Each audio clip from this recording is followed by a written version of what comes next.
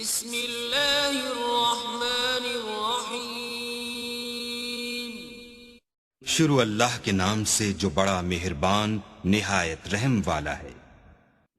السلام علیکم۔ آج ہم کلاس سیکنڈ ایئر کے مطالعہ پاکستان کا چیپٹر نمبر 1 پڑھیں گے، جس کا نام ہے اسلامی جمہوریہ پاکستان کا قیام۔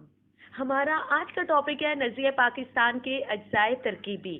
سب سے پہلے ہم پڑھیں گے اسلام، نظریہ پاکستان اور مسلمانوں کی جداگانہ قومیت کی بنیاد کلمہ توحید پر ہے۔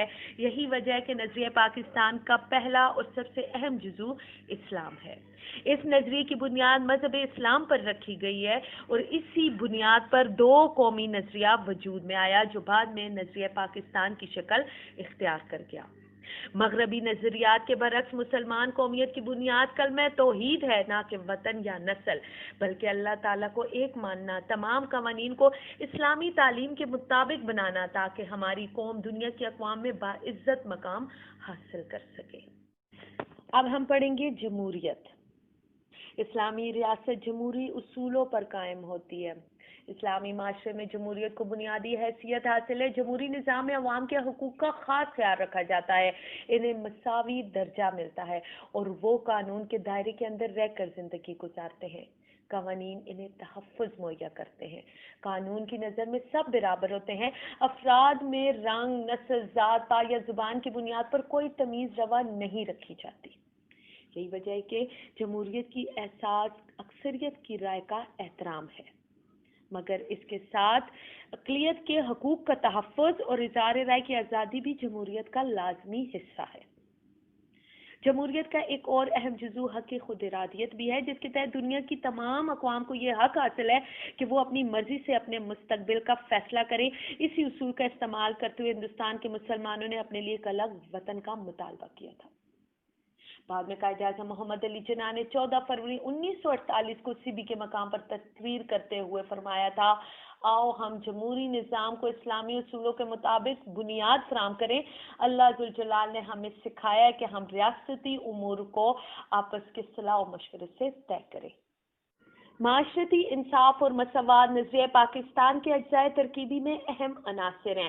قیام پاکستان سے قبل جنوبی ایشیا کے مسلمان معاشرتی ناانصافیوں اور عدم مساوات کا شکار تھے۔ یہی وجہ ہے کہ نظریہ پاکستان کا ایک اہم مقصد ایک ایسے معاشرے کا قیام تھا جہاں آبادی کے تمام طبقوں کو برابری کی بنیاد پر یکساں اور مساوی حقوق حاصل ہوں۔ مملکت پاکستان کے آئین میں بھی تمام شہریوں کو بلا تفریق مذہب، رنگ و نسل کے برابر کے حقوق کی ضمانت دی گئی ہے۔ اگرچہ یہ مقصد تاحال حاصل نہیں ہو سکا، مگر اس کے اصول کی طرف پیش رفت ہو رہی ہے۔ بنیادی انسانی حقوق میں انسانی زندگی کا تحفظ، مذہبی عقائد اور عبادات کی آزادی، اظہار رائے کی آزادی اور باعزت روزگار کا حصول ہے۔ چونکہ جنوبی ایشیا میں اس وقت مسلمان اور ہندو اکٹھے رہتے تھے تو مسلمان اقلیت میں ہونے کی وجہ سے، مسلمان اس صوبے میں کم تعداد ہونے کی وجہ سے ان بنیادی انسانی حقوق سے محروم تھے۔ اس لیے ان حقوق کا حصول اور ان کا تحفظ نظریہ پاکستان کا ایک بنیادی عنصر تھا۔ جب پاکستان کا مطالبہ کیا گیا تھا تو مسلم شہریوں کے ساتھ اقلیتوں یعنی غیر مسلموں کے حقوق کا تحفظ بھی سر فہرست تھا۔ قائد اعظم نے یہ واضح کر دیا تھا کہ پاکستان میں اقلیتوں کے حقوق کا پورا خیال رکھا جائے گا۔